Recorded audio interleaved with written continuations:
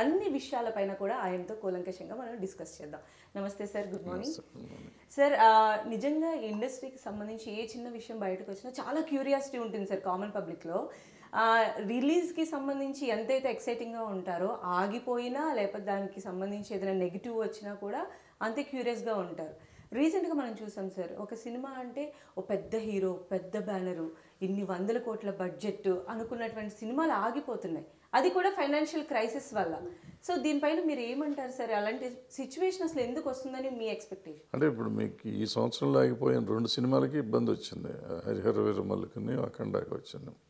యాక్చువల్గా ప్రొడ్యూసర్స్ గతంలో ఉన్న అప్పులు, దానికి ఏదో లేట్ అవటాలు, దాని మీద వచ్చిన ప్రాబ్లం తప్ప యాక్చువల్ సినిమా మీద వచ్చిన ప్రాబ్లం కాదు. హరిహర వీరమల్లు కానీ ఇది కానీ డైరెక్ట్గా ఆ సినిమాకి సంబంధించింది కాదు. గతంలో ఉంది, ఇక్కడ దీనికో గతంలో ఏదో ఉన్నాయి, ఆయనకి గతంలో ఏవో ఉన్నాయని ఆ 2 సినిమాలకి ఇబ్బంది వచ్చింది. దానికి సాల్వ్ చేశారు అప్పట్లో కొంతమంది. ఇప్పుడు దీనికి కూడా యాక్చువల్గా రాత్రికి సాల్వ్ అయిపోయింది. అది 12వ తారీఖు వస్తుంది అనుకుంటా, 12th రిలీజ్ అనుకుంటున్నాను. నేను అనుకుంటున్నాను సాల్వ్ అయిపోయింది కాబట్టి యాజ్ ఎర్లీ ఎర్లీ పాసిబుల్ వస్తారు కదా, ప్రాబ్లీ 12th వస్తారేమో అనుకుంటున్నాను నేను. ఓకే సార్, అంటే బాలయ్య ఫ్యాన్స్కి మీరు ఇప్పుడు ఇచ్చినటువంటి విషయము వాళ్ళకి చాలా మోరల్ బూస్టింగ్. ఎందుకంటే వాళ్ళు చాలా డిసప్పాయింట్ అయిపోయారు. అంటే మనం చూసాం బాలయ్య ఫ్యాన్స్ బేస్ ఎలా ఉంటుందో మనకు తెలుసు, వాళ్ళ ఆరా కూడా ఎలా ఉంటుందో తెలుసు. పైగా ఫస్ట్ పాన్ ఇండియా మూవీ అనేసరికి ఆ ఎక్స్పెక్టేషన్స్ అవన్నీ కూడా ఉన్నాయి. సో జనరల్గా ఫ్యాన్స్ మధ్య ఈ ఆగిపోయింది అనగానే ఒక వార్ నడిచింది సార్.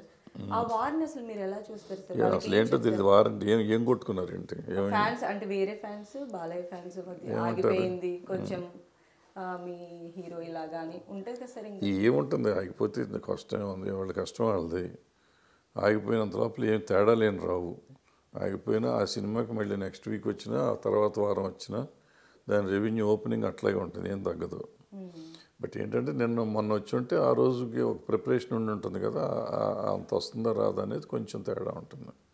ఓ 3-4 కోట్లు అటు ఇటుగా ఉంటుంది, అంతకంటే పెద్ద ఏం రాదు. ఓకే, అప్పుడున్న హైప్తో రిలీజ్ అయి ఉంటే ఒకలా ఉంటుంది. తర్వాత అదే చెప్తున్నా, ఏం తేడా ఏముండదు.